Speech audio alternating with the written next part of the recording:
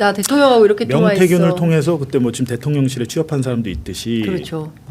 2022년 6일 지방선거에서 공천을 자신 혹은 자신의 가족이 받으려고 돈을 싸들고 온 사람들이 있었다는 거예요. 예. 그렇기 때문에 이제 그런 것들을 보면 이 지금 녹음 파일의 내용이 뭡니까? 예전에 그 조성재란 분이 대구 시의원이었어요. 네. 달성 군수에 나왔어요. 그때 당시에 20억을 주고 예. 공천원금을 주고 예. 출마를 했는데 무소속으로 나온 사람한테 떨어진 거예요. 그러니까요. 그건 2018년 일이니까 야 네.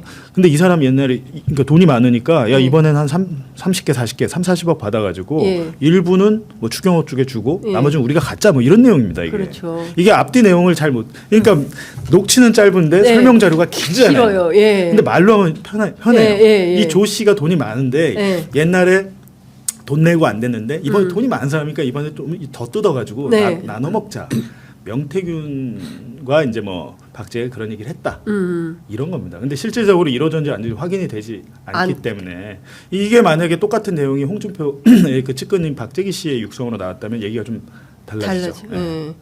그 부분이 있습니다. 예, 그렇군요. 근데 지금 뭐 이런 거잖아요. 뭐 성사가 됐는지는 모르겠지만 이 자체로는 2018년도에 줬다. 그래서 이 내용도 있어요. 녹음 파일에 보면 이 그 조성재 성재. 그렇죠. 조성재죠.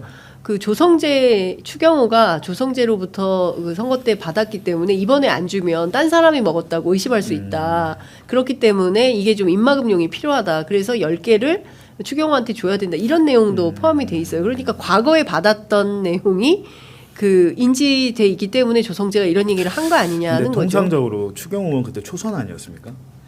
그러니까 저도 조금 의심. 초선이잖아요. 근데 뭐 재산이 그게 증액이 만약에 돼서. 사실이라면 네. 확인되지 않습니다. 네. 만약에 사실이라면 20개를 받아오잖아요. 네. 혼자 못 먹습니다. 상납을 했을 거 아닙니까? 만약에 그게 사실이라면. 네. 그렇다면 왜 그렇습니까? 안전장치를 마련해야죠. 초선. 나눠 먹어야 돼서. 예를 들면 뭐 4선 5선 베테랑 정치인이라면 모르겠으나 자기도 불안한데 자기 초보 아닙니까? 신입 아닙니까? 신입이 그런 일을 과감하게 할 수 있다는 건 좀 뭐 납득이 되지 않는데 그래서 그 홍준표 시장 측근 얘기가 나온지 모르겠습니다. 그때처럼 이번에도 가져와서 나누자.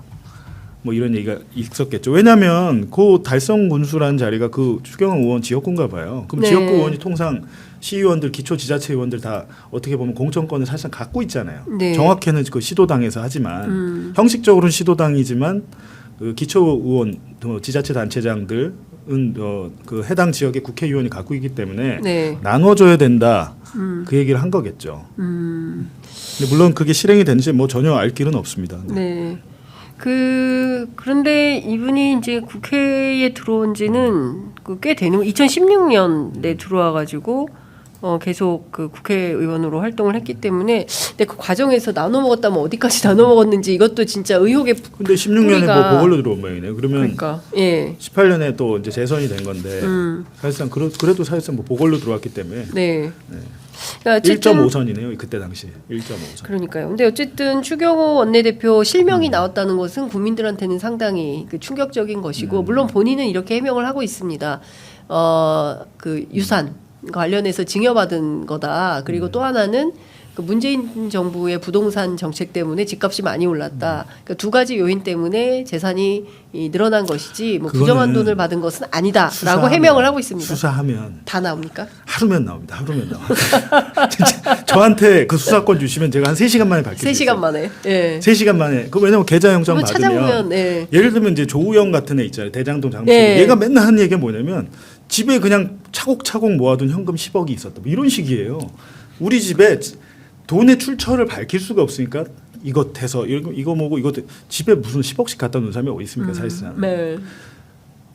검은 돈은 대부분 그렇게 쌓아놓죠. 은행에 못 넣어놓죠. 그러니까요. 예. 계좌가 압류되고 하니까 예. 압수색 예. 계좌영장을 받고 하니까 통상적으로 근데 지금 이분이 장롱 국회의원 4년 열면 뭐 동안 현금이 20억 나오고. 재산이 그렇죠. 늘었다고 했잖아요. 네.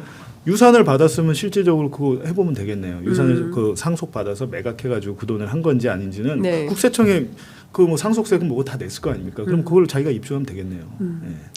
그러니까요. 근데 어쨌든 지금 뭐 해명 자체가 납득되는 것은 아니다라는 생각은 저도 듭니다.